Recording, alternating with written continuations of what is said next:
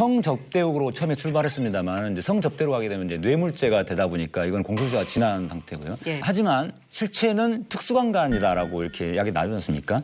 한마디로 말해서 특수강간죄가 적용이 되면은 이거는 이제 무기 또는 징역 5년 이상의 형에 처할 수 있는 사건이고 그러다 보니까 공소시효가 15년입니다. 예. 그래서 특수강간죄를 적용하게 되면 공소시효가 남아있기 때문에 이 김학의 사건의 경우는 충분히 이제 처벌할 수가 있는데요. 그러니까 당시에 김학의라고 하는 그 전 차관 혼자서 그런 성폭력을 저질렀다는 게 아니라 윤중천 건설업자를 비롯해서 여러 명이 그때 같이 있었다는 거거든요. 그렇기 때문에 2인 이상이 합동하여 강간을 저지른 것이기 때문에 특수강간죄가 적용이 되고 그래서 공소시효에는 문제가 없습니다. 예. 다만 이제 예. 그전에 성접대나 그냥 일반 성폭력으로 가버리면은 이게 공소시효가 지나기 때문에 이제 문제가 있습니다. 그러니까 이제 공소시효가 지난 사안에 대해서도 과거사위원회는 이제 조사를 할 수 있습니다. 수사기관인 검찰이나 경찰에서는 공소시효가 지난 사건은 수사를 못합니다. 네. 그래서 이제 이것을 수사로 이어가기 위해서는 특수강간 혐의가 이제 적용이 돼야 됩니다. 그래야 이제 공소시효 문제가 없게 되는데 이게 이제 처음에 문제가 됐을 때 경찰에서 검찰에 송치를 할 때 특수강간 혐의가 인정이 된다. 그래서 송치를 했는데 검찰이 이걸 묵살을 한 거거든요. 근데 이제 왜 검찰이 그것을 묵살을 했는지 이제 이런 부분은 이제 앞으로 가려져야 되는 문제죠.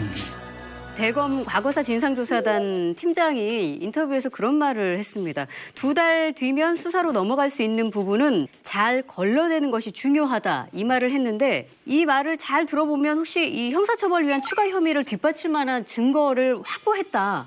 저는 그렇게 들리기도 하는데 이게 그런 뜻인가요? 어떻게 이해할 수 있을까요? 피해자가 명확하게 일관되게 진술을 본인이 피해를 당했다라고 하고 있고 본인이 그냥 단순한 피해가 아니라 아까 말한 그런 약물 투여라든지 폭행 협박에 의한 성폭력이 있었고 또 2~3명 이상이 같이 이렇게 범행을 저질렀다라는 것 그런 진술을 해왔기 때문에 이 피해자 진술이 맞다고 보면은 이거는 특수강간죄가 명백하기 때문에 얼마든지 지금 수사에 따라서 기소까지도 가능한 상태인 거거든요. 네. 그런데 2013년, 15년도에 이 피해자의 진술을 철저히 묵살을 해버렸습니다.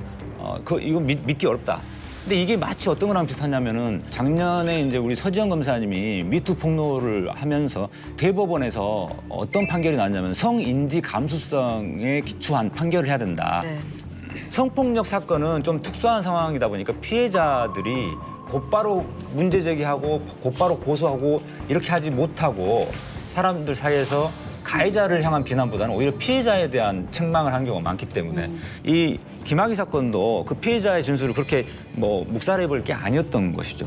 예. 왜 그런 일이 있었냐면 김학의 사건 무혐의 처분한 그 검사가 성희롱으로 나중에 면직이 된 검사입니다. 그러니까 그런가요? 그런 걸 보면 김학의 사건 무혐의 처분한 그 검사가 성희롱으로 나중에 면직이 된 검사입니다. 그러니까 그런가요? 그런 걸 보면 성인지 감수성을 그 사람한테 기대하기는 어려웠겠죠. 뻔히 강간이라고 알면서도 사실은 덮은 거거든요. 이게 많은 경우에. 그러니까 단지 그냥 성인지, 성감수성에 떨어지는 어떤 검사가 별 생각 없이 내린 이런 판단은 이런 사건이 아니라 예. 어떤 조직적인 비호, 은폐가 이루어진 사건.